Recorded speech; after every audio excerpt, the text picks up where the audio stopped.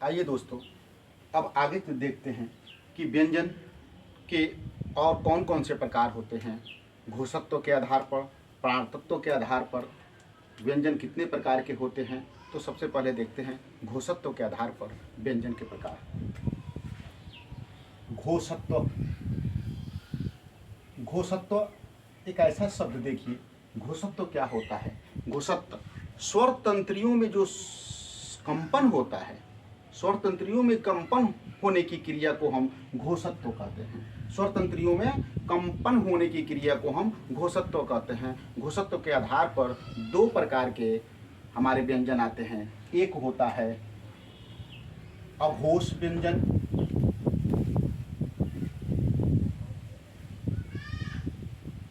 दूसरा होता है सघोष व्यंजन।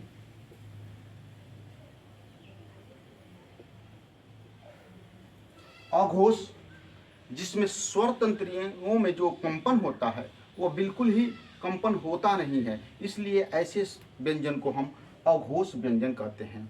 और जिन व्यंजन को बोलने में हमारे स्वर तंत्रियों में कंपन होता है उसे हम सघोष व्यंजन कहते हैं। जैसे अघोष व्यंजन में आने वाले जो होते हैं वो पहला, यानी प्रत्येक वर्ग का पहला और दूसरा, प्रत्येक वर्ग का प्रथम व द्वितीय वर्ण,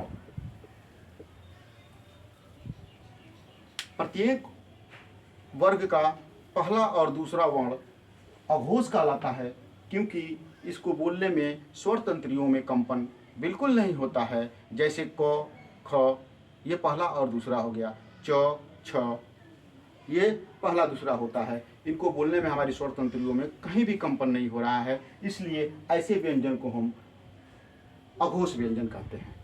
लेकिन जिन वर्णों को बोलने में, जिन वर्णों को हम जब वायु के माध्यम से बाहर निकालते हैं तो हमारे स्वर तंत्रियों में जो कंपन होती है, झंझनाहट होता है, वह व्यंजन सघोष कहलाता है। इसका मतलब है कि प्रत्येक वर्ग का पहला दूसरा तो आपका अघोष हो गया। इसका मतलब है कि तीसरा, चौथा और पांचवा वर्ण आपका सघोष कहलाता है। तो आसानी से याद रखिएगा कि पहला दूसरा वर्ण अघोष कहलाता है, तीसरा, चौथा और पांचवा वर्ण सघोष कहलाता है। मैं यहाँ लिख देता हूँ ताकि आपको आसानी हो जानने की। प्रत्येक वर्ग का तीसरा, चौथा व पांचवा वर्ण सघोष कहलाता है। आसानी से आप इसे नोट कर लीजिए ताकि याद करने में हमें आसानी हो। जैसे अभी आप एक देख लीजिए, क वर्ग देखें अगर हम, क, ख, ग, घ, अंग, च, छ, ज, झ, ञ।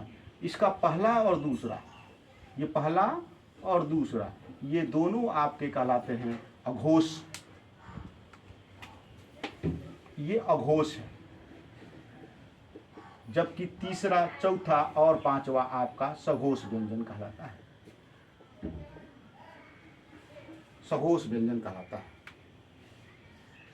तो रही ये बात स्वर तंत्रियों के कंपन के आधार पर, यानी घोषकत्व के आधार पर दो प्रकार के हमने व्यंजन पढ़ा। अब हम पढ़ेंगे कि मुख से जो वायु निकलती है, प्राण तत्व, प्राण तत्व के आधार पर कितने प्रकार के व्यंजन पाए जाते हैं। प्राण तत्व, प्राण का मतलब क्या होता है? प्राण का मतलब वायु ही होता है। और मुख से वायु के निकलने, मुख से वायु को अधिक निकलने, मुख से वायु को कम निकलने की क्रिया जो होती है किसी वर्ण को बोलने में, वही अल्प प्राण और महाप्राण होता है। तो देखते हैं कि प्राण तत्व के आधार पर व्यंजनों की संख्या, व्यंजनों का जो प्रकार होता है वह दो प्रकार का होता है। तो एक बार मैं नोट कर दूं कि प्राणत्व के आधार पर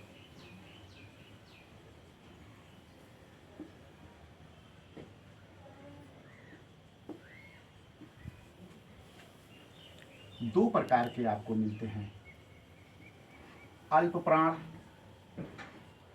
और महाप्राण। माफ करिए, महाप्राण।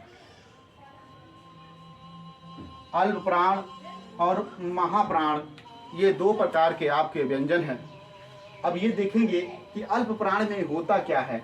अल्प प्राण में जब कोई किसी वर्ण को बोलता है तो उसे के मुख से वायु कम मात्रा में निकलती है, तो वो अल्प प्राण होता है। जबकि महाप्राण जब वर्ण को किसी वर्ण को बोलने पर जब हम उस मुख से वायु ज़्यादा निकाल देते हैं तो उस वर्ण के लिए हम उस वर्ण को महाप्राण में रखते हैं।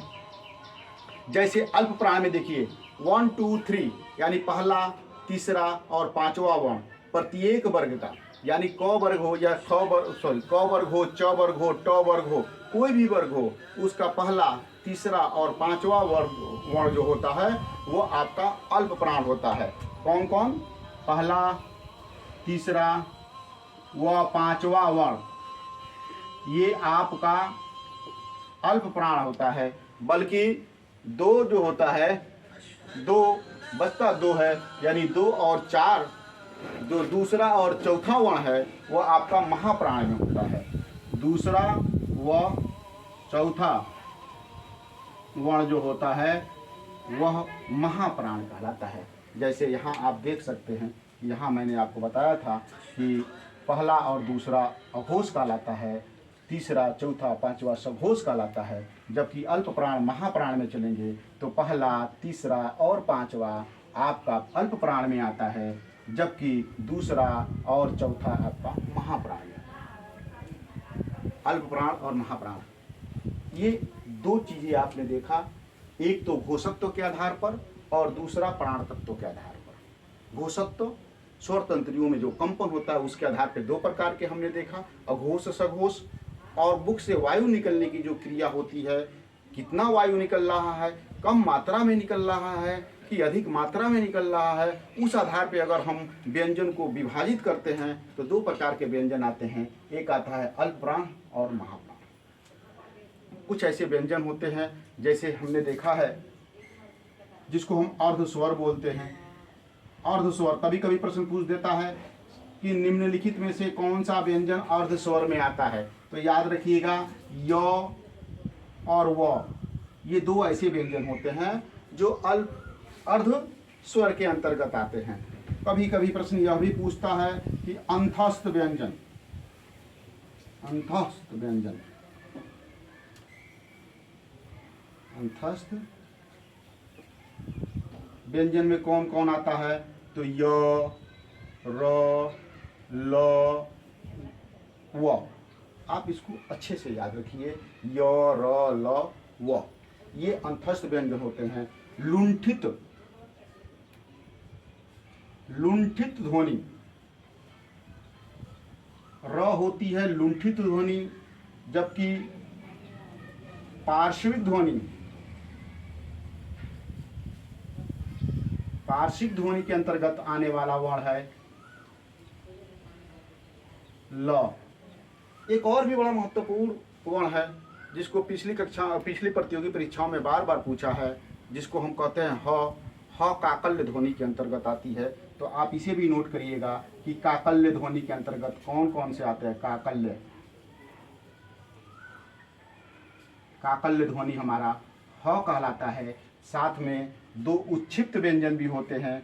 उत्क्षिप्त व्यंजन जिसे हम ढ और अणा मानते हैं। ध्यान दीजिए, उत्क्षिप्त व्यंजन ढ और ड़ होता है। ये वास्तव में संस्कृत के वर्ण नहीं है, ये आधुनिक हिंदी में निर्माण किए गए वर्ण होते हैं।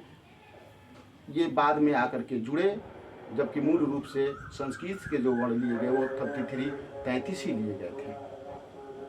अब बात करते हैं इसके बाद कि हम इसको अच्छे ढंग से कैसे याद करें। तो इसके लिए सबसे आसान तरीका है कि बार बार टॉपिक का आप रिवाइज करिए, बार बार आप देखिए। सबसे आसान तरीका है कि एक दिन देख लिया आप, फिर अगले दिन भी देखिए, फिर 2-3 दिन लगातार देखिए, फिर आप सप्ताह में कम से कम एक बार देखिए, फिर 15 दिन के बाद एक बार देखिए। इससे कोई भी टॉपिक जो होता है बार बार देखने से अपने आप ही आपके माइंड में जा कर के ये सेट कर जाता है और आपको बहुत कुछ रटने की आवश्यकता नहीं है, बस समझने की आवश्यकता है। व्यंजन के विषय में आपने पढ़ा, घोषत्व, प्राणार्थत्व, कौन अर्धस्वर है, कौन अंतस्थ व्यंजन है, कौन लुंठित ध्वनि है, कौन पार्श्विक ध्वनि है, कौन काकल्य है और कौन उच्छिष्ट ध्वनि है।